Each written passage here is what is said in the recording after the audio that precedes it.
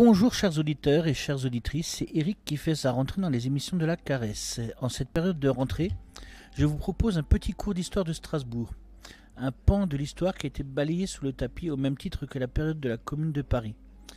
En effet, on oublie assez souvent que Paris a été socialiste pendant près de 100 jours, de mois de 18 mars au 28 mai, et que pendant cette période, le peuple avait voix au chapitre et participait activement aux décisions politiques de la Commune. D'où le nom de la Révolution. Alors 100 jours, c'est pas grand-chose, certes, mais cette révolution est une vraie source d'inspiration pour Marx et pour de nombreux mouvements socialistes puis communistes qui ont vu cette éruption sociale comme un véritable exemple et une voie à emprunter pour aboutir à une société plus égalitaire. Alors, la répression des Versaillais, c'est-à-dire le gouvernement qui a été élu, le premier gouvernement de la Troisième République, qui a été élu et contesté par les communards, et ce qui s'était réfugié à Versailles, c'est pour ça qu'on les appelait les Versaillais, qui était dirigé par Thiers et souhaitait garder le pouvoir. Ils l'ont repris de force. Donc la répression des Versaillais était sanglante, mais n'a pas découragé les communistes ni les socialistes de vouloir faire une révolution qui aboutirait. Ça les a juste rendus plus prudents. Et à la fin de la Grande Guerre, il y a eu un peu moins de 102 ans entre l'abdication du Kaiser Guillaume II et l'avènement d'un nouveau gouvernement dans ce qu'allait devenir l'Allemagne. Toutes les villes allemandes ont connu une révolution et un peu partout, soldats et ouvriers se sont organisés en conseil, à l'instar des Russes qui s'étaient emparés du pouvoir un an auparavant. Et Strasbourg n'a pas fait exception, puisqu'entre le 9 novembre 1918 et l'arrivée des troupes françaises le 22 novembre, Strasbourg était dirigé par un conseil d'ouvriers et de soldats et qui se sont emparés du pouvoir à Strasbourg. Alors je suis aujourd'hui au café Good Idea avec Jean-Claude Richez, auteur du livre Une révolution oubliée qui traite de ces 2 semaines révolutionnaires, alors non seulement à Strasbourg, mais dans tous les territoires de l'actuelle Alsace-Moselle. Alors nous sommes, comme je vous l'ai déjà dit, on est dans le café Good Idea, au Place d'Austerlitz, et pour cette interview. Alors bonjour Monsieur Richez. Bonjour. Alors est-ce que vous pouvez vous présenter en quelques mots ? Oui, Jean-Claude Richez, je suis historien de formation et en partie de métier. J'ai consacré pas mal de travaux à l'histoire de Strasbourg, l'histoire de l'Alsace en général et des mouvements sociaux en Alsace. Alors l'histoire de l'Alsace moderne, récente ou Oui, surtout sur l'histoire contemporaine, D'accord. sur l'histoire du XXe siècle, essentiellement, oui. Mm-hmm. Oui, c'était déjà assez riche comme ça.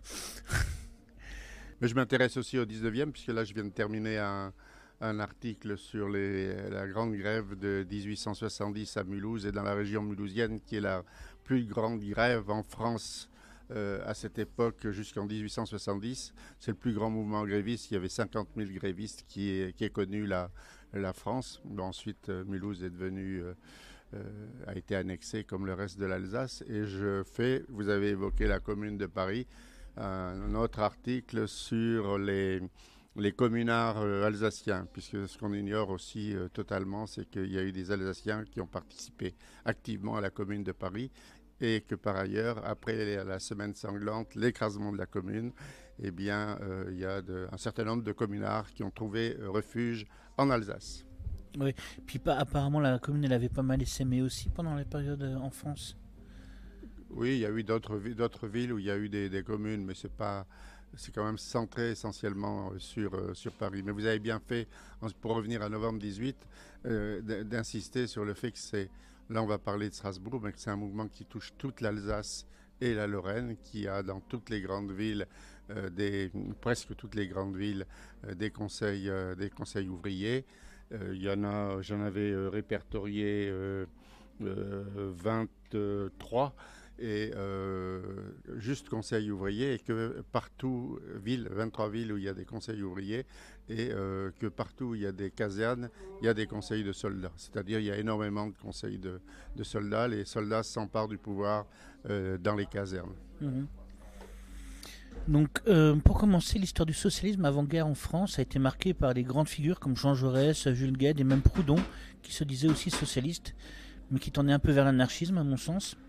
Alors, quelles étaient les grandes figures du socialisme et du communisme avant-guerre dans le Reich allemand ? Quelle était leur influence ? Alors, figure communiste, on ne peut pas tellement parler de figure communiste, puisque, à part effectivement la Ligue des communistes qui existe au milieu du 19e siècle, et qui est la première association ouvrière avec la Salle, qui est l'un des pères du socialisme allemand, mais qui très vite a eu des divergences avec Marx, notamment sur la place accordée à l'État, sur la place accordée à la démocratie. Donc il y avait un certain nombre de divergences, on appelle les Lassalliens, la tradition lassalienne en Allemagne. Donc c'est tradition lassalienne, et là-dessus, les deux grandes figures, les figures fondatrices, c'est August Bebel, qui d'ailleurs a été député de Strasbourg entre 1893 et 1898, et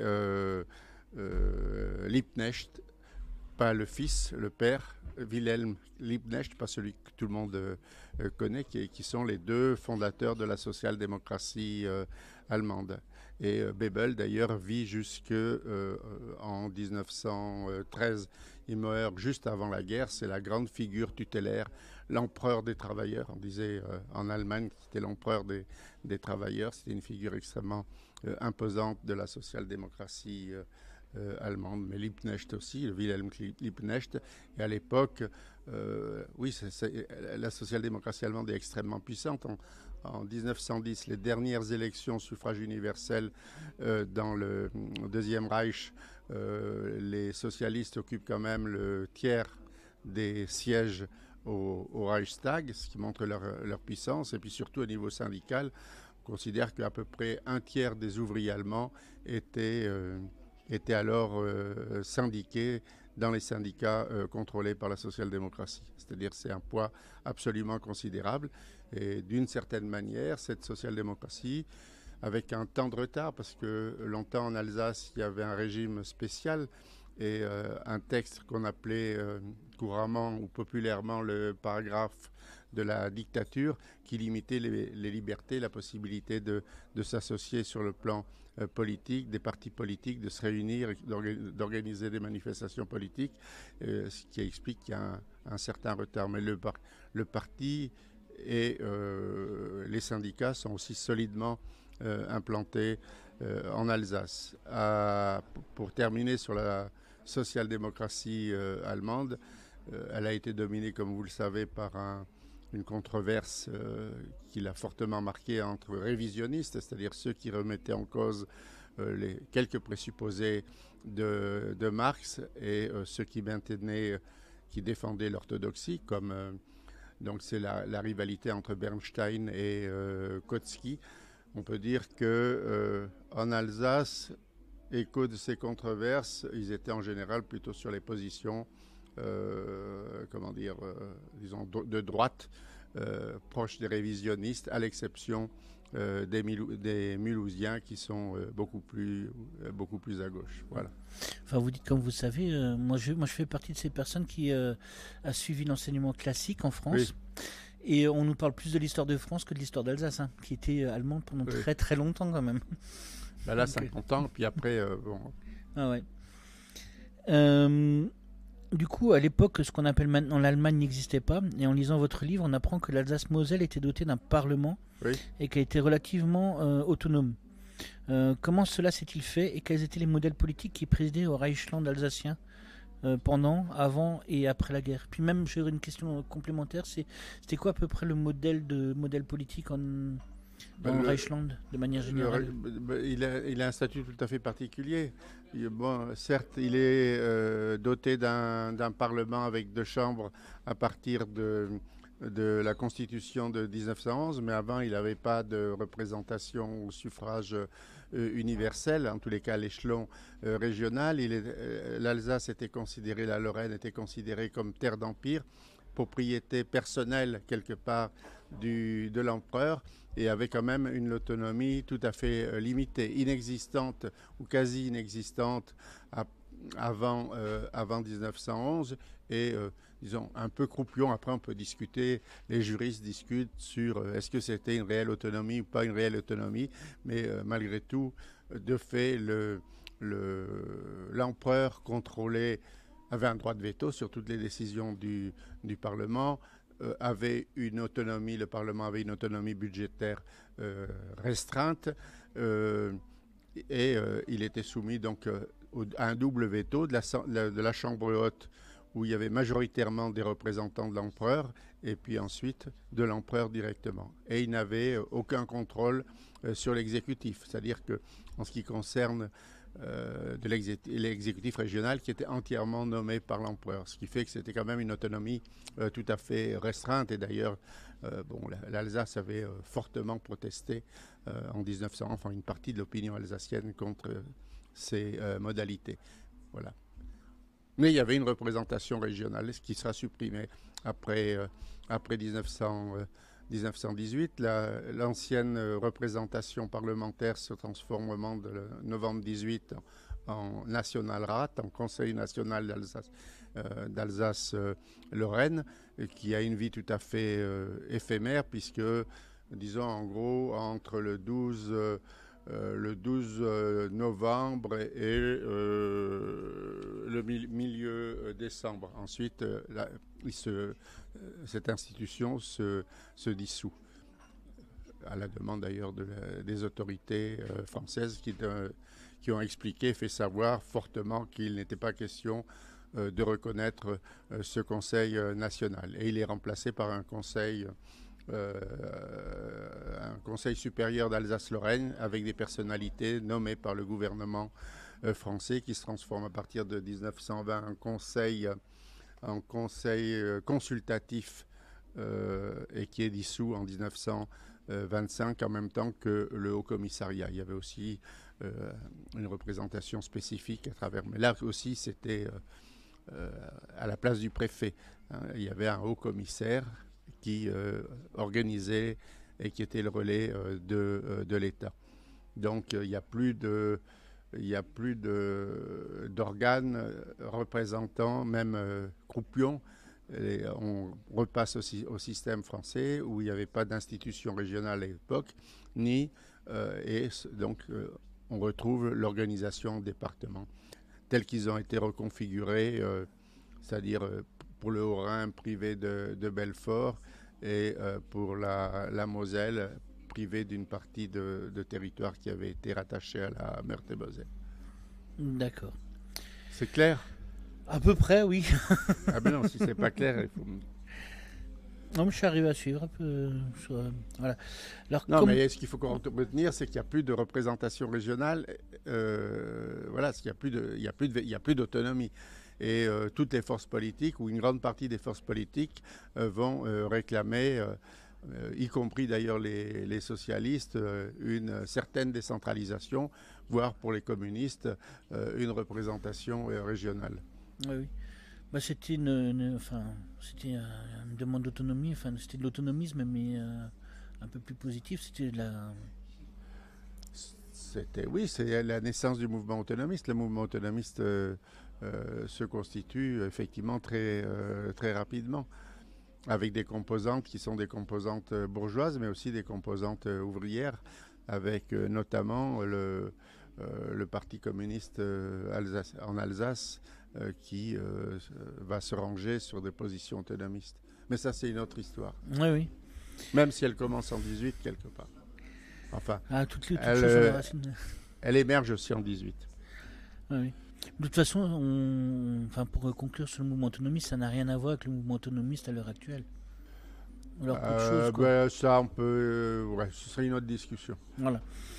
Alors, comment et dans quelles conditions l'Alsace-Moselle a vécu l'annexion, la période allemande et surtout cette période de guerre? Surtout l'annexion, il y a plusieurs phases. Il y a la phase de la protestation, où effectivement une majorité de la population est opposée au traité de Francfort. Donc, c'est un mouvement puissant qui s'éteint seulement à la fin des années 80, au début des années 90. On peut dire que de façon paradoxale, l'élection de Bebel, les socialistes s'étaient prononcés contre l'annexion. C'est la dernière manifestation de la protestation et de cet héritage protestataire. Et puis, à partir de 90, on rentre progressivement dans les moules du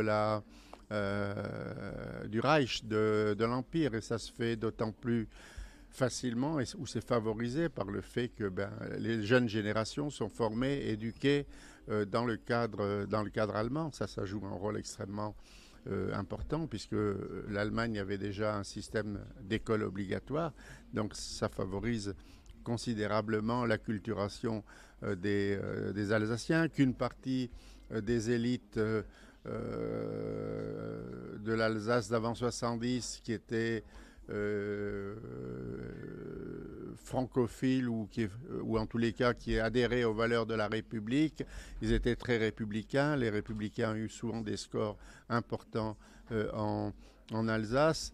Eh bien, ont opté pour la France et qu'une partie de la population significative, surtout dans le rang des élites, est partie en France. Donc ça a favorisé aussi l'intégration de l'Alsace à la sphère de l'Empire. Troisième facteur qui entre en ligne de compte, eh bien, c'est effectivement la démocratisation progressive des institutions qui organisaient la vie politique en Alsace. À la fin des années 70 déjà, il y a jusqu'en 80, disons, c'est presque un régime de dictature militaire, mais après ça s'est considérablement assoupli jusqu'à la constitution de 1911. Ensuite, il y a une rupture brutale, ça c'est quelque chose d'extrêmement important, avec la guerre, puisqu'avec la guerre, les Alsaciens se retrouvent de nouveau sous un régime de dictature militaire particulièrement féroce, très dur en Alsace, et puis après toutes les affres de la guerre, l'incorporation dans l'armée allemande, la guerre du côté allemand, tout ça, ça crée des distances où ça creuse un fossé par rapport au moins à l'État impérial. À la veille de novembre 18, il y a quand même un très fort mécontentement de la population qui n'en peut plus de la guerre, qui n'en peut plus non plus des conditions de... Oui, il y a famine, les villes sont presque dans une situation de famine et la situation est encore aggravée par la grippe, par l'épidémie de grippe qui fait à partir d'octobre fait des centaines, voire des milliers de morts en Alsace qui pèsent aussi sur la conjoncture. C'est une population profondément démoralisée qui n'en peut plus disons novembre, octobre, l'été 18. Il y a des manifestations, il y a des grèves sporadiques certes, mais voilà, on ne veut plus de la guerre. Il y a de plus en plus d'insoumis, de gens qui sont condamnés parce qu'ils refusent de revenir au front. Mais ça, c'est pas vrai seulement en Alsace. C'est vrai dans toute l'Europe. C'est-à-dire que souvent, on parle de la victoire des Alliés, mais c'est plutôt de l'effondrement des différents États du fait que la population ne suit plus cette politique de guerre. C'est vrai que souvent, quand on parle de la guerre de 14-18, on parle souvent que du point de vue militaire, mais on oui, parle pas parle pas du point de vue social, ce qui est tout à fait regrettable, puisque là, je travaille sur l'Europe, puisque effectivement, ce qui m'intéresse dans novembre 18 à Strasbourg et en Alsace, c'est que c'est presque la règle dans toute l'Europe. C'est vrai en Allemagne, mais il y a par exemple des grèves générales en Belgique. Il y a une tentative il y a un mouvement un peu similaire aux Pays-Bas qui s'appelle la semaine rouge. En Pologne, dans les 3 entités de Pologne, il y a un peu partout des conseils sur le même modèle qu'en Alsace-Lorraine, des conseils qui se forment. C'est pareil en Autriche, en Hongrie, c'est-à-dire qu'une grande partie de l'Europe est secouée par une vague, de soulèvement populaire. Et l'Allemagne a connu d'ailleurs, avant l'effondrement de l'Empire, 2 grandes grèves, une en 17, qui est la première grande grève, ce qu'on appelle les Hungerstreik, c'est les grèves pour la faim, hein, parce que c'est non-alimentation en particulier des villes, et puis ensuite les grèves de janvier qui sont extrêmement puissantes. Mais on aura peut-être l'occasion d'y revenir. Donc il faut bien comprendre, et moi c'est ce qui m'intéresse, c'est que ce qui se passe en Alsace et Lorraine, c'est pratiquement la règle dans toute l'Europe. Et que d'une certaine manière, c'est l'aboutissement d'un mouvement social qui a aussi contraint les États à revoir leur politique ou les a mis en difficulté. Voilà. D'accord. Oui, et si je me rappelle bien aussi, l'Autriche-Hongrie à l'époque avait aussi négocié une paix séparée en même temps. Pardon? L'Autriche, l'Empire autrichien qui était allié avec l'Allemagne avait aussi négocié Oui, une paix bien sûr. séparée Oui, en oui, 1916. oui, c'est ça. Mais Aussi... après, oui, oui.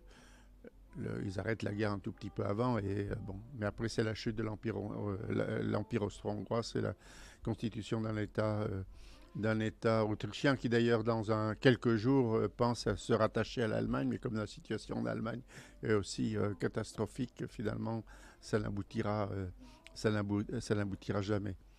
Mais ça, c'est des éléments d'histoire importants, oui. Et du coup, quels sont les éléments qui ont déclenché cette révolution en Allemagne d'abord et en Alsace et à Strasbourg ensuite? Donc c'est la situation que je viens de décrire d'abord, c'est-à-dire situation, les gens n'en peuvent plus de la guerre, montée de l'insoumission, aggravation de la situation en termes d'alimentation pour les populations, en particulier dans les villes, et mécontentement dans l'armée aussi. Et ce qui va mettre le feu aux poudres, c'est le fait que début octobre, l'état-major, l'amirauté allemande donne l'ordre à sa marine, qui était à Wilhelmshaven et à Kiel, d'appareiller pour un dernier combat qui était pour l'honneur. Et ce qui provoque le soulèvement des marins, la mutinerie des marins. Des marins sont arrêtés, emprisonnés. Il y a d'énormes manifestations dans les ports de la Baltique et de la mer du Nord, mais surtout dans les ports de la Baltique, à Kiel. Et très vite, il y a jonction avec les ouvriers qui étaient encore très présents dans les ports parce qu'il fallait qu'ils entretiennent les bateaux, etc. Et constitution donc de conseils ouvriers et de soldats sur un modèle qui en Allemagne avait déjà été expérimenté à partir des grèves d'avril 1917, c'est-à-dire notamment à Leipzig où il y avait eu les premières tentatives ou organisations de conseils ouvriers. Alors sur ces conseils ouvriers, ça vient l'inspiration, évidemment. Il y a une inspiration directe, c'est celle de l'expérience soviétique et de la révolution d'octobre qui est portée par Soviet, ses conseils, c'est RAT, c'est la même chose. Et voilà, qui a rendu cette forme d'organisation populaire. Et les marins sont particulièrement bien informés puisque, à travers la radio, tout ça, il y a une connaissance aussi fine de ce qui s'est passé dans l'armée russe. Donc, c'est comme ça que prend le mouvement. Après, en tous les cas, vu d'Alsace, puisque moi j'ai regardé, mais je crois que c'est pareil sur l'Allemagne, moi j'ai jamais trouvé de référence aux soviets, à l'expérience soviétique pendant la période des 10 jours en Alsace. Et même au-delà, disons, pendant les 3 mois qui vont d'octobre jusqu'à, disons, décembre, il n'y a pas de référence aux soviets. On parle seulement de conseils. Et la deuxième, oui, et les seuls qui parlent de soviets, qui brandissent l'idée de soviet, c'est une fraction de la bourgeoisie et les renseignements militaires français, qui ont peur effectivement et qui disent « Ah, c'est une révolution qui va éclater sur le même modèle que les soviétiques ». Ce qui est important, c'est que c'est pour les ouvriers et les soldats, c'est une forme d'organisation naturelle. Et vous avez cité en ouverture la Commune de Paris, c'est intéressant parce que l'organisation sur le modèle soviète-russe s'est inspirée aussi de la commune de Paris. Pour les bolcheviks, il y a cette référence forte. Il y a 2 références fortes, celle de la Commune de Paris et celle de l'autonomie communale dans les communes russes qui font référence.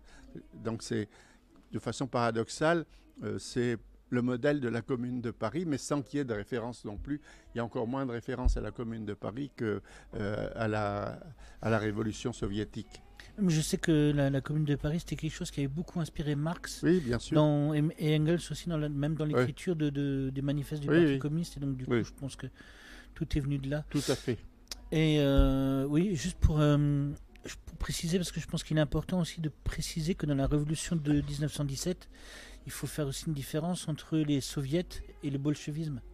Le Oui, bien soviétisme et le sûr. Oui, bolchevisme, oui. parce que effectivement, Oui, les soviets, c'est une organisation des ouvriers. la plupart des gens. Tous les soviets n'étaient pas bolcheviques. Oui, oui. Même si c'est effectivement surtout les bolcheviks qui ont poussé à l'organisation en, en soviet. Parce qu'en France, quand on parle Ouais. 17-18, on Oui, pense alors après, c'est pour Staline. ça que je corrige tout le Oui, temps quand on me dit c'est une révolution soviétique, c'est pas vécu comme une révolution soviétique, oui. c'est vécu comme une révolution et où des hommes essentiellement et des femmes prennent en main leurs propres affaires directement, sans aller, voilà, c'est le pouvoir leur appartient, ils s'attribuent le pouvoir. Je pense que c'est ça qui est important dans l'expérience de novembre 18 en Alsace. D'accord. Alors, quand on parle de révolution en France, le modèle de référence est souvent la Révolution française de 1789, avec le peuple dans la rue, les piques et prêt à faire tomber les têtes des nobles et les robes des curés. Alors, comment s'est installée cette révolution à Strasbourg? Y a-t-il eu des violences? Ont-elles été endiguées et comment? Non, il n'y a pas de. Donc le modèle français est effectivement un modèle extrêmement puissant. La référence à la Révolution française, y compris dans la social-démocratie allemande. Il y a une partie de la social-démocratie allemande qui puise ces modèles, mais aussi comme Marx dans la Révolution française. C'est comment dire l'aboutissement des revendications de la Révolution française en donnant le plein pouvoir, disons, au peuple. Mais pour revenir aux formes concrètes de ce mouvement révolutionnaire, c'est oui, ce qui frappe, c'est que c'est une révolution sans violence quelque part. Il y a même sur le reste de l'Allemagne, en tous les cas pendant cette première phase, après ça va être extrêmement violent avec des répressions à partir de décembre et ensuite tout au long de l'année 19-20 en Allemagne où il va y avoir en particulier des massacres de masse, notamment avec l'écrasement des conseils de la révolution bavaroise qui va être absolument terrible. Mais en Alsace, et dans un premier temps, c'est un mouvement qui est non violent. C'est c'est pour la paix. Donc, de toute façon, ils en ont marre par-dessus tout, ils en ont marre de la guerre. Les soldats qui se soulèvent, c'est pour rentrer chez eux d'abord. Et ça explique aussi que le mouvement, très rapidement, il va perdre de sa dynamique, puisqu'à partir du moment où les troupes se retirent, bien, effectivement, c'est une partie des acteurs qui disparaissent. Donc, il y a un mort sur Strasbourg, à ma connaissance. Hein. Un mort, c'est quelqu'un qui arrive avec un détachement de marins par Kehl, et quand il veut passer un pont, arriver, disons, au pont sur le Rhin, quelqu'un lui tire dessus. Il aura d'ailleurs des funérailles presque officielles des conseils de soldats et d'ouvriers, enfin des conseils de soldats à Kehl. C'est un soldat, dit-on, alsacien, qui s'appelait Fir, mais j'ai pas retrouvé de traces de... Bon, je sais pas où il est né, je sais juste quand il est mort. Et c'est la seule victime. Ensuite, sur la violence, il y a de la violence, c'est de la violence contre l'armée, quelque part. C'est-à-dire, c'est le pillage des dépôts des casernes. Il y a énormément de pillage, donc c'est une violence. Donc, c'est une violence qui s'est exercée pendant cette période. Et puis ensuite, quand arrivent les troupes françaises, il y a encore des violences, là, contre des propriétés allemandes.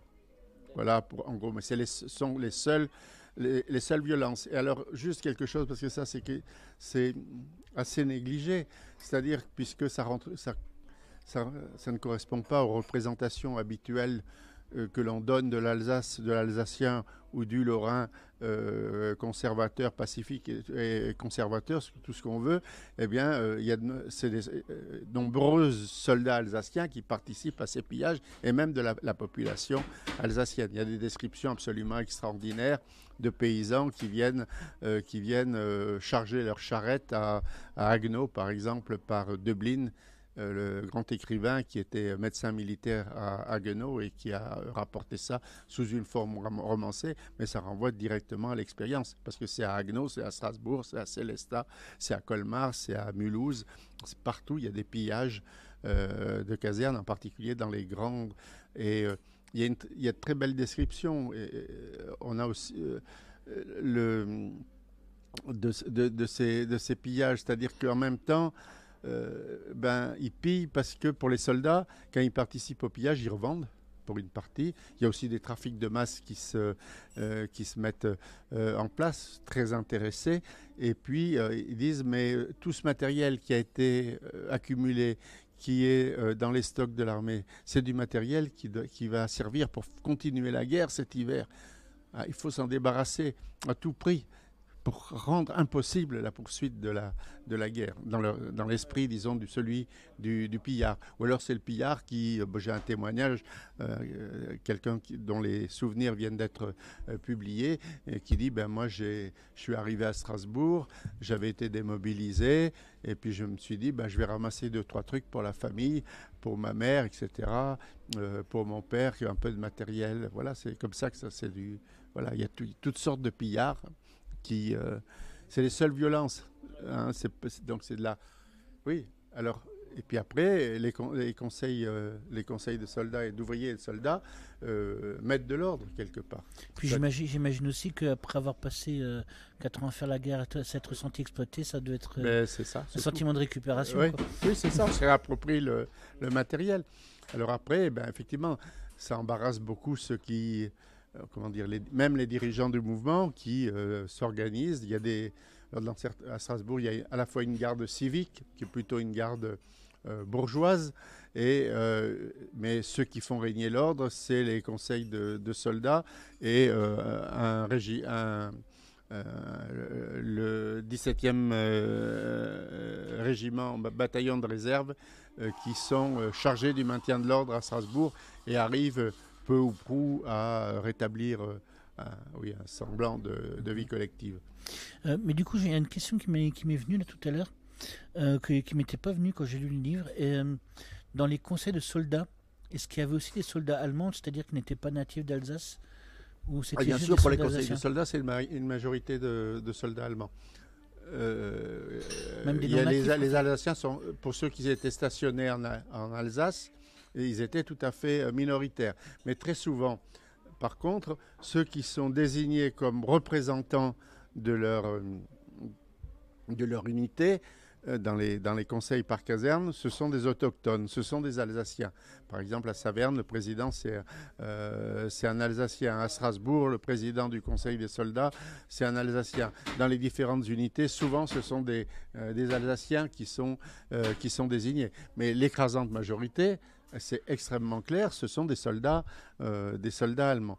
Parce qu'il faut savoir, mais ça renvoie à un aspect compliqué de du mouvement, c'est qu'à partir de 1916, la mise en œuvre du programme de guerre totale, le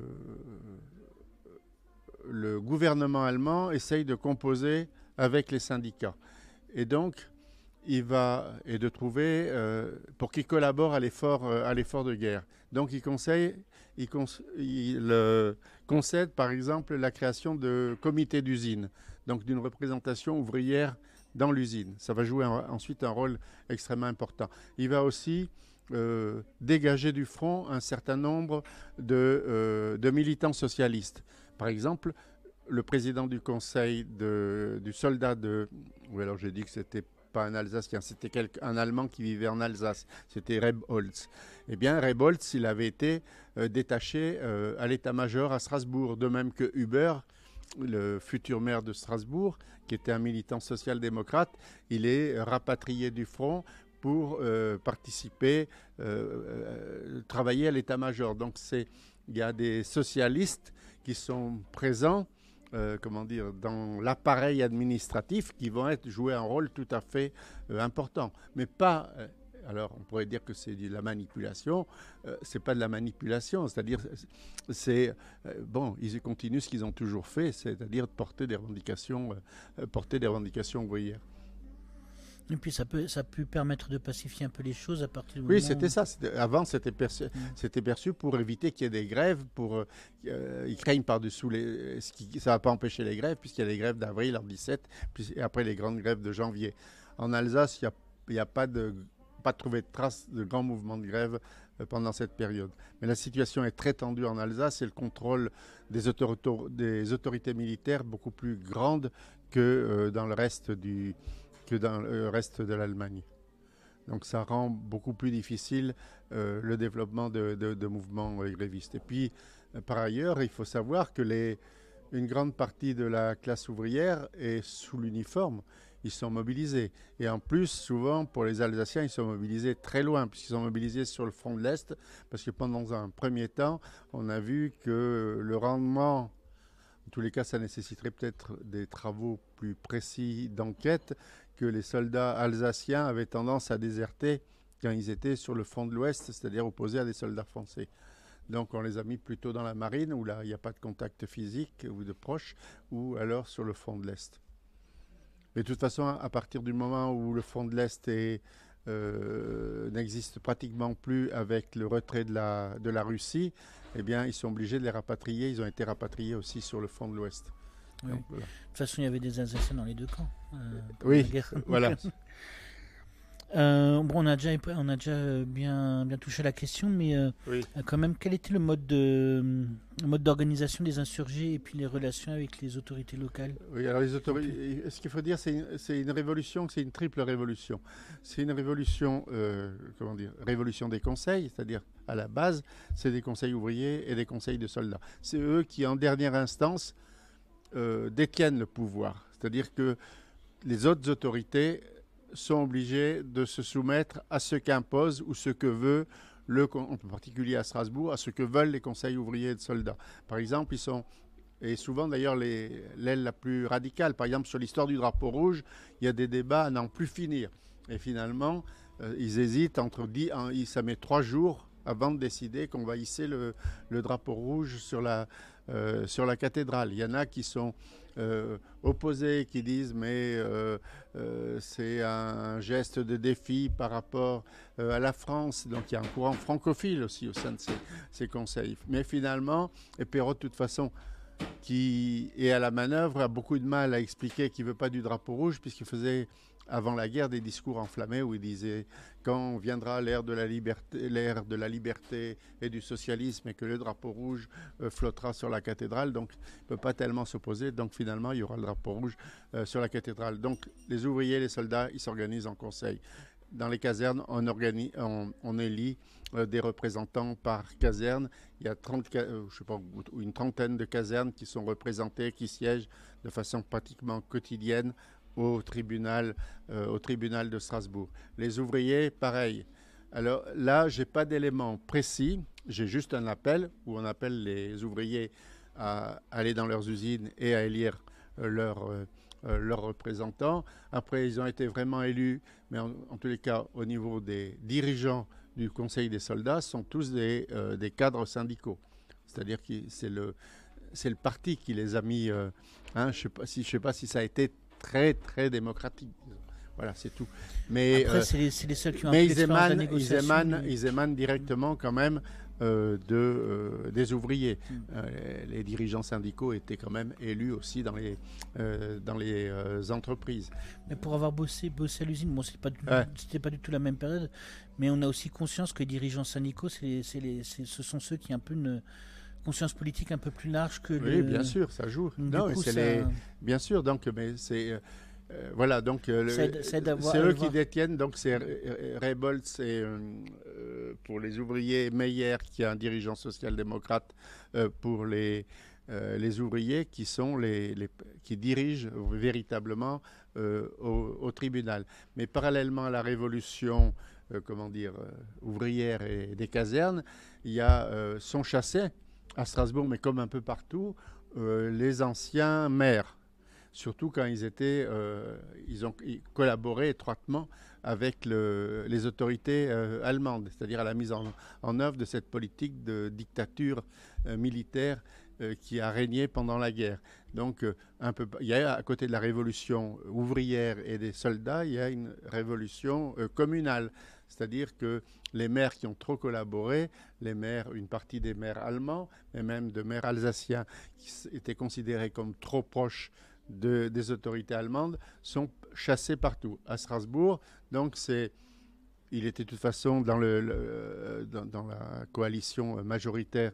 C'est Pérotte qui est porté à la tête, donc il contrôle, en tant que dirigeant du parti, il contrôle les conseils de soldats et d'ouvriers. C'est des gens qui sont, Reyboltz et surtout Meyer, c'est des gens qui lui sont très proches, qui sont sur la même ligne, surtout pour Meyer, c'est-à-dire les ouvriers, qui sont sur la même ligne que lui. Donc il contrôle les ouvriers et les soldats. Il contrôle très vite la mairie, où personne ne conteste. Il est tout à fait légitime. Et ensuite, il contrôle aussi le Conseil national, qui était l'émanation de l'Assemblée, enfin du Parlement alsacien, puisqu'il n'est pas président c'est Ricklin qui est porté à la présidence, mais c'est-à-dire un centriste catholique, qui sera ensuite une figure d'autonomisme d'ailleurs, et de son côté, mais Pérotte est porté à la tête de l'exécutif,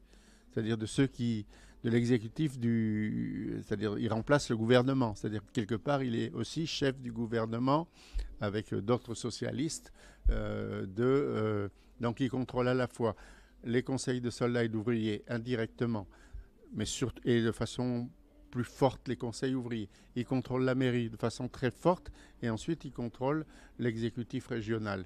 Donc c'est à lui qu'appartiennent tous les pouvoirs. Et lui, il a une orientation qui est extrêmement claire. Ça renvoie à une autre question.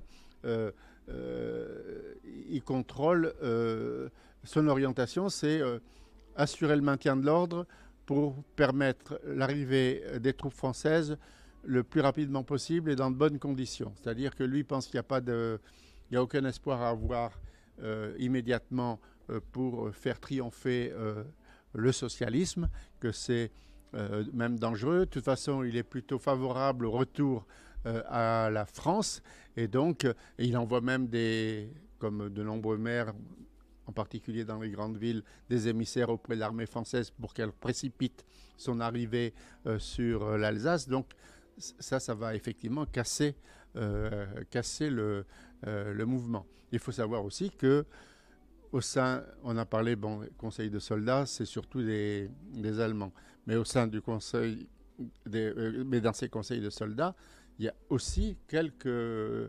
soldats qui sont des Alsaciens, et bourgeois et favorables à la France. En particulier, deux figures qu'on peut retenir parce qu'elles ont joué un certain rôle politique ensuite en Alsace. C'est Charles Frey, qui a été maire à partir de 1935 comme démocrate, qui est un bourgeois, et Heitz, qui a été aussi une figure de la vie politique.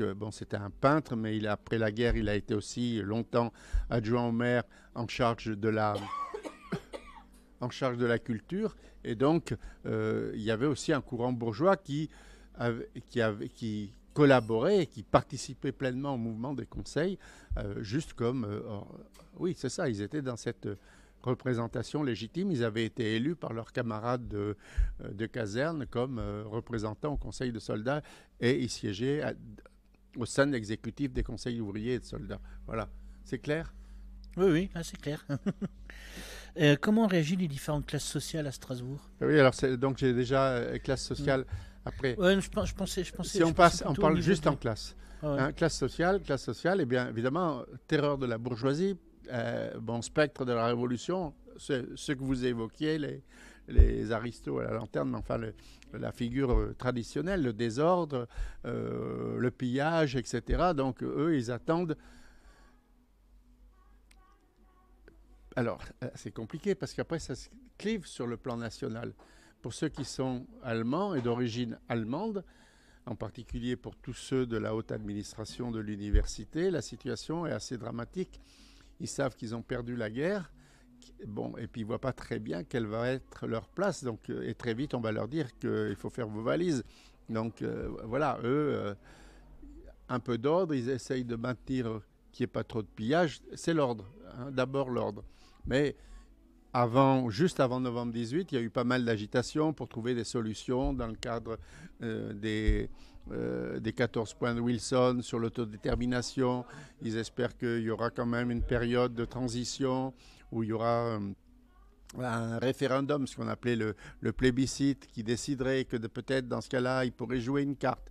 Donc, c'est d'abord le maintien de l'ordre. C'est aussi pareil pour la bourgeoisie qui est francophile. On a vu qu'il, par exemple, il y avait des bourgeois francophiles alsaciens, vieux alsaciens, comme on disait, qui ont participé au mouvement du Conseil des soldats, mais dans cette perspective, quand Heitz ou Frey participent au Conseil des 13, mais c'est dans la perspective aussi d'attendre l'arrivée des troupes françaises, dont on demande par ailleurs qu'elles arrivent le plus vite possible avec la complicité de la direction social-démocrate de Strasbourg à travers la figure de Pérotte pour aller très vite. Voilà, donc pour la bourgeoisie, elle est pour l'ordre et pour une fraction, celle qui était francophile, eh bien, qui salue effectivement avec enthousiasme le retour à la France. Et puis il y en a qui avaient été jusqu'à une date récente dans cette bourgeoisie alsacienne qui était plutôt, qui se trouvait finalement bien dans le système allemand, qui vont retourner leur veste et puis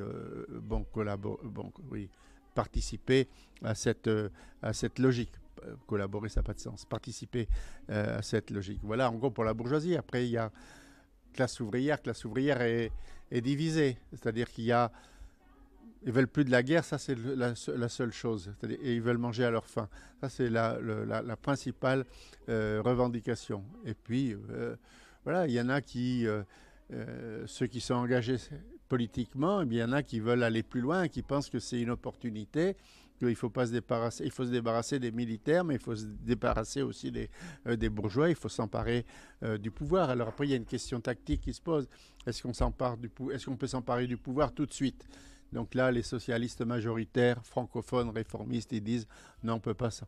Il faut qu'on maintienne nos positions, qu'on les renforce, mais la révolution n'est pas à l'ordre du jour, il faut attendre le retour et on fera la révolution dans le cadre français. De toute façon, dans le cadre français, il y a beaucoup d'avantages, notamment le fait qu'il y a la législation laïque qui fera... l'introduction des lois laïques lèvera l'hypothèque catholique et de l'enseignement catholique et de tout ce que ça implique et enfin, dans la perspective socialiste de limites par rapport aux possibilités de développement d'une conscience socialiste. Voilà, en gros. Ça, c'est ceux qui sont sur la position. Puis il y en a qui disent, mais peut-être pas tout de suite, mais quand même, voilà, qui disent... il faut attendre un peu, on va continuer le combat. Maintenant, on est obligé quand même de voir mais on va continuer la lutte révolutionnaire tout de suite. C'est le cas de Hubert, par exemple, qui représente cette position, disons, plus radicale, plus à gauche. Et puis une partie de la gauche radicale dit, mais ce qui est à l'ordre du jour, c'est la révolution internationale et on continue la lutte. Hein, on s'en fout. Ça, c'est les questions nationales, c'est les questions de bourgeois. Nous, on est fondamentalement internationalistes et on continue la lutte. Mais ils sont obligés de se ranger à la position des autres et dire, bon, ben, on salue voilà, on a perdu, quoi. Mais du coup, j'ai une question. Est-ce que le maintien des lois concordataires, ça a aussi une question de stratégie par rapport justement à... Dans le mouvement ouvrier alsacien, oui. C'est pour ça que c'est une question centrale. Et les socialistes après-guerre vont faire pression en permanence pour que soient introduites les lois laïques en Alsace. Ça, c'est un élément extrêmement important. Donc c'est aussi une espèce de stratégie bourgeoise de maintenir les lois concordataires. Après, on peut l'analyser comme ça en termes.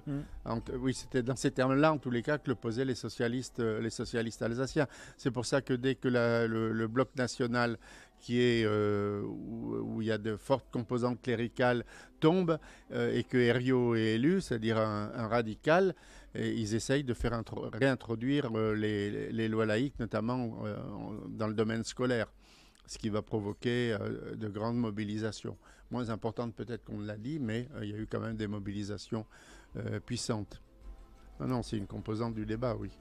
Oui. Et du coup, il y a déjà aussi une réponse partielle, mais parmi les leaders politiques de l'insurrection, certains ont une carrière postérieure dans l'histoire de notre ville.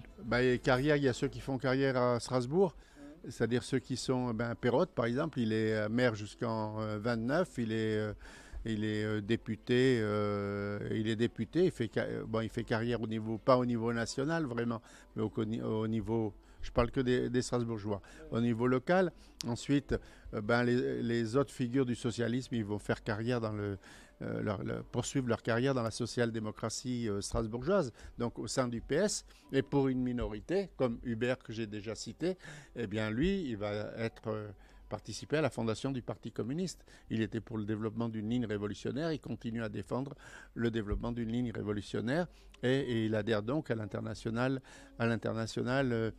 communiste. Et il va succéder d'ailleurs à Perrotte comme maire de Strasbourg en 29, de 29 à 35. Donc voilà pour... D'accord, donc on a une municipalité communiste à l'époque. Oui, c'est la première grande ville de France qui est une municipalité communiste, mais qui est une municipalité communiste qui est majoritaire grâce à une alliance avec les autonomistes, ou plus exactement avec les cléricaux. Donc c'est une curieuse alliance et c'est une alliance qui va peu à peu c'est pas l'alliance qui va se dégrader, mais c'est plutôt les orientations des communistes autonomistes qui vont glisser peu à peu sur des positions très conservatrice et ensuite très à droite. Donc jusqu'à rallier, disons, les autonomistes les plus à droite. Quels ont été les acquis sociaux de cette révolution, s'il y en a Les acquis sociaux, il y a des acquis parce qu'il y a des grèves, il y a des mobilisations ouvrières, qu'il y a beaucoup de patrons qui cèdent, notamment en matière de revendications salariales. Ça, c'est un premier acquis extrêmement... Puis c'est très court, 10 jours, on ne peut pas faire grand-chose. À l'échelle de l'Allemagne, par contre, il y a des mesures extrêmement importantes qui sont prises. Ça s'appelle c'est les accords de novembre, November Abkommen, entre la direction, ou encore les accords Legin et Stinus comme représentant des patrons et Legin comme représentant des ouvriers, avec notamment l'introduction de la journée de 8 heures, l'introduction ou la pérennisation des comités d'usine, avec une sorte de cogestion au niveau des entreprises, entre patronat et syndicats. C'est la systématisation des conventions collectives, c'est la journée de 8 heures. C'est l'un des premiers pays d'Europe où est introduit la journée de 8 heures, qui était une vieille revendication ouvrière. Donc il y a d'importantes... Alors, théoriquement, ces règles, ces lois s'appliquent en Alsace, ou auraient dû s'appliquer en Alsace. Alors déjà, elles ne se sont pas appliquées. Ça, c'est un premier élément. Ensuite, ce qu'a fait les autorités militaires, dès qu'elles sont arrivées, elles ont expliqué que tout ce qui était accords qui avaient été passés pendant la période révolutionnaire sont caduques. C'est-à-dire que, par exemple, les salaires seraient payés au tarif de début septembre. C'est-à-dire qu'on ne tient pas compte des augmentations de salaire qui avaient été arrachées. Ensuite, ils remettent en cause ce qui avait été... C'est pas un acquis de lutte sociale, c'était c'était un acquis à travers la logique de guerre, c'est-à-dire ces fameux comités d'usine qui existaient dans un certain nombre d'entreprises, puis c'était seulement les grandes entreprises où il y avait des comités d'usine. Et tout au long des années 19 et 20, il va y avoir une forte cristallisation autour de... Les ouvriers vont demander le maintien de ces comités d'usine, qui ont certainement joué un rôle, mais ça, j'en sais pas plus, puisque c'est trop court, pas de l'archive, qui ont certainement joué un rôle aussi dans la phase de conseil ouvrier. Hein. Voilà, Et ensuite, acquis sociaux de la période du Reichsland, parce qu'il y a eu d'importants acquis sociaux avec les lois sociales, et qui vont être plus ou moins remises en cause par les nouvelles autorités françaises, et qui finalement vont être obligées de reculer, parce qu'il faut savoir que même si l'armée française arrive, que les conseils ouvriers, que les conseils de soldats sont abolis, que même il y a un étroit contrôle qui est mis en place très très vite par les autorités militaires sur les usines, qu'il y a une énorme pression, contrôle sur les ouvriers, il y a des troupes qui stationnent dans les grands centres industriels, en particulier en Moselle, mais malgré tout, pendant 2 ans, il va y avoir des grèves incessantes, justement pour la défense des droits des travailleurs, des intérêts des travailleurs. C'est-à-dire s'il y a un droit local, social qui a été maintenu, c'est parce qu'il y a eu aussi ces luttes pendant 2 ans.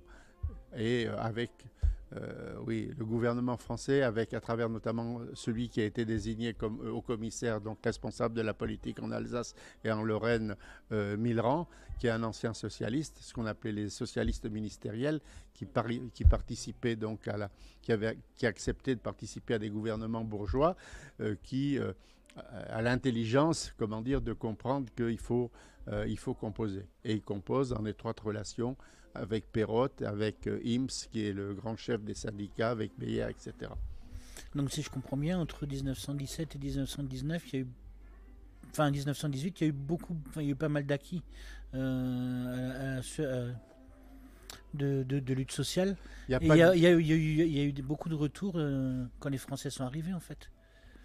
Non, le seul acquis de la période stricte, c'est les salaires. Augmentation de salaire, plus on peut considérer que c'était un acquis, c'était effectivement les accords de novembre au niveau national, mais qui n'ont pas eu véritablement le temps d'être mis en place. Ensuite, il y a acquis de quelque chose qui avait été mis pas acquis, puisque ça va être mis en cause, c'est les comités d'usine qui existaient dans un certain nombre d'usines qui avaient été créées et développées à partir de, disons, de 16. Et puis les acquis sociaux antérieurs, ça remonte même à Bismarck, hein, sur voilà. Oui, tout ça. Caisse de retraite. Ouais. Du coup, c'est une question qui me touche un peu plus particulièrement. Comment ça s'est passé pour les Allemands qui sont venus s'installer en Alsace pendant la période d'annexion et qui ont décidé de rester? Ça a été très difficile. C'était un dossier, vous savez, c'est les fameuses commissions de triage où on fait des cartes A, B, C, D selon que père et mère sont alsaciens ou père ou mère allemande ou totalement allemand ou c'est-à-dire venant d'un autre état de l'Allemagne que l'Alsace-Lorraine, soit avec un parent étranger étranger. Donc là, il y a effectivement les commissions de triage. Mais après, on est quand même obligé de... Alors, il y a des régions où il y a eu des expulsions presque systématiques, c'est en Lorraine, puisque là, c'était une main-d'œuvre essentiellement allemande, et il y a eu là tous ceux qui étaient passés pas conformes, allez, on les a virés. Là, il y a eu une véritable épuration, mais qui est plus une épuration politique. On voit des listes dans les journaux lorrains expulsés pour bolchevisme ou voilà, comme agitateur socialiste, etc. Et puis en Alsace, c'est un peu plus, c'est plus nuancé, mais bon, on est obligé, par exemple, la mairie de Strasbourg, si vous avez viré tous les travailleurs, les employés, qui avaient des cartes, dont les deux parents étaient allemands ou qui étaient surtout de familles mixtes, comme on disait, c'est-à-dire un parent allemand, un parent alsacien, eh bien, ils ont été obligés d'en laisser un certain nombre. Mais en même temps, il y avait pesé lourdement la menace d'une expulsion du jour au lendemain, ou presque. C'est-à-dire, donc ils étaient souvent, parce qu'on les avait tolérés, ils avaient pu rester, mais ils n'osaient pas trop l'ouvrir, parce que sinon ils risquaient. Moi j'ai connu de vieux militants communistes qui étaient de père ou de mère allemande et qui se tenaient à carreau parce qu'ils avaient peur en permanence d'être expulsés, ou on faisait peser cette menace sur eux. Donc c'est quelque chose qui a brisé aussi une certaine dynamique du mouvement ouvrier alsacien après-guerre, c'est-à-dire cette peur d'être expulsé ou d'être montré du doigt comme Bosch ou... Oui, parce que comme pour dire ça me touche. Mon arrière-grand-père était effectivement un Allemand qui est venu s'installer en Alsace. Bon, après il s'est marié avec une Alsacienne. Oui, mais c'est ça, c'est tout à fait le cas typique. Enfin, pas en Alsace, mais en Moselle. Oui, mais c'est pareil. En Moselle, effectivement, une grande partie de la classe ouvrière était d'origine allemande. Et il y a eu là énormément d'expulsions. Et on a remplacé les ouvriers allemands, ou souvent sarrois, par des ouvriers italiens ou ensuite par des ouvriers polonais. Enfin, ça dépendait des régions. Bon, ça en a déjà parlé. Est-ce que La question est compliquée. Est-ce que ça a été vraiment considéré après la restitution à la France? Est-ce que ça a été considéré comme une libération? Bah, c'est le retour, c'est le retour.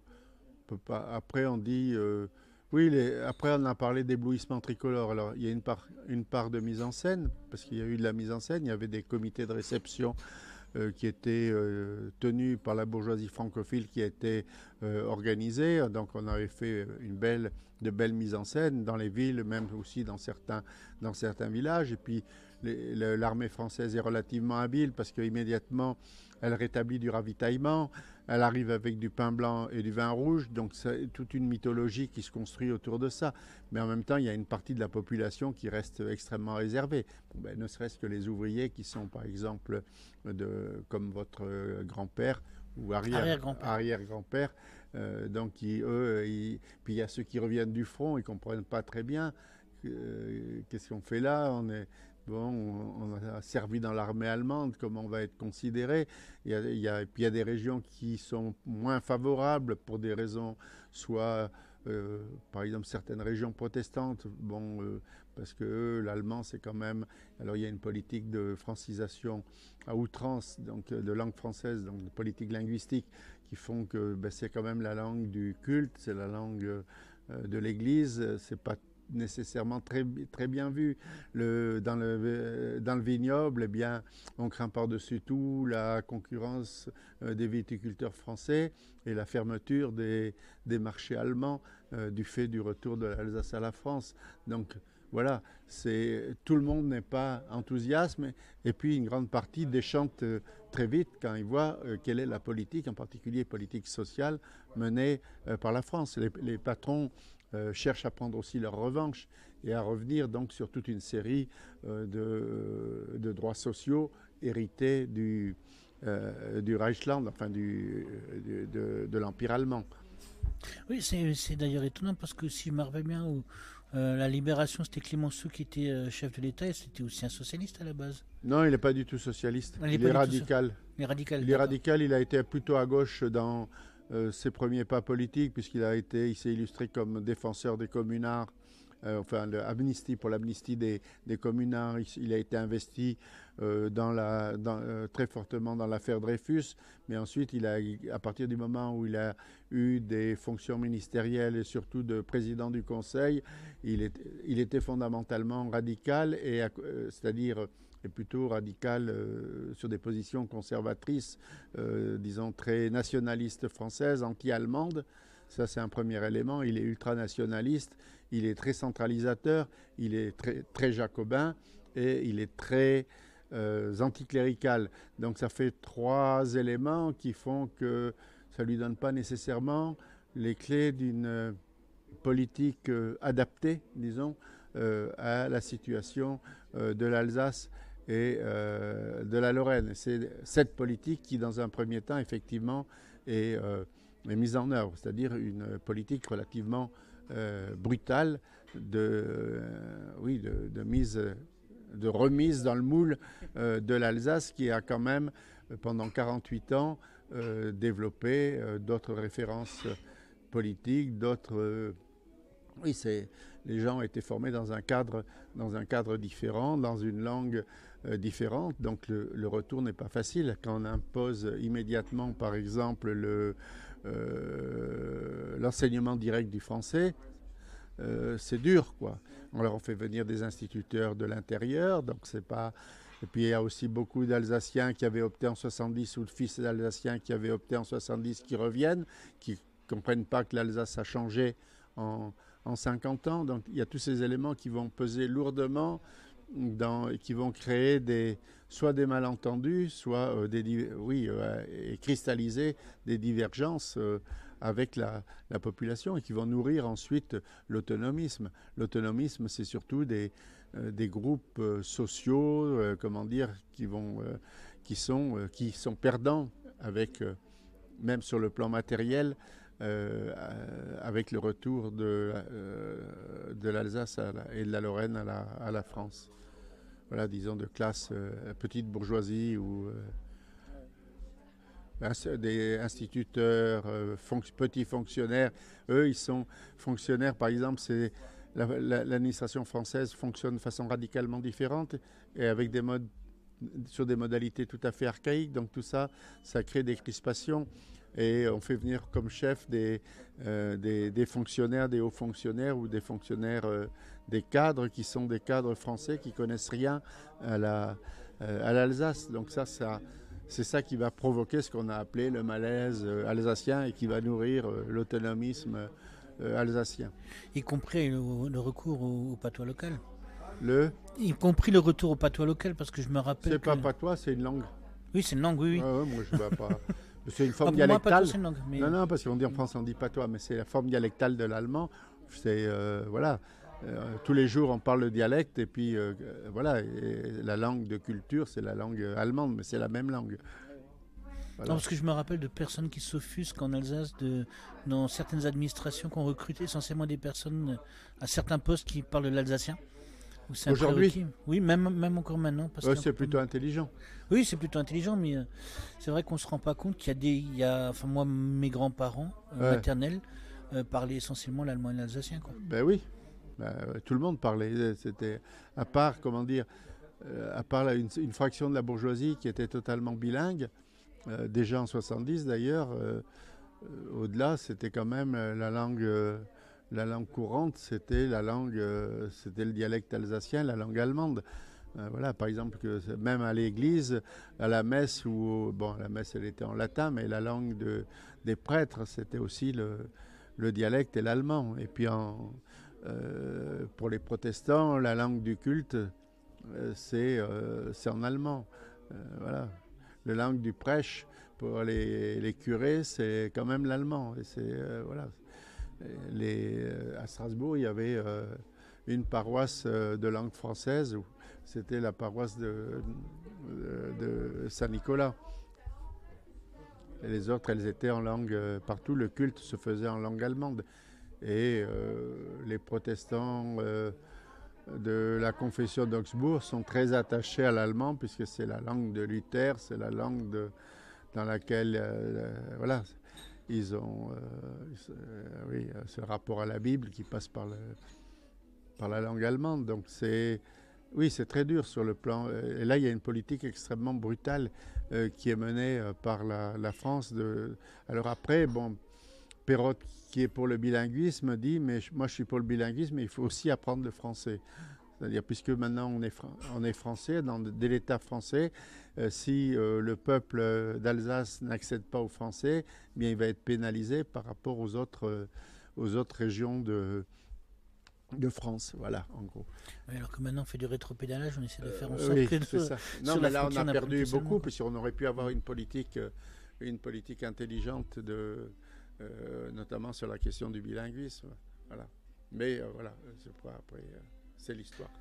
Donc du coup, notre émission va toucher à sa fin. Est-ce que il y a des points qu'on n'a pas abordés, que vous aimeriez bien aborder ? On a tout abordé, là, ça on a trop abordé, là.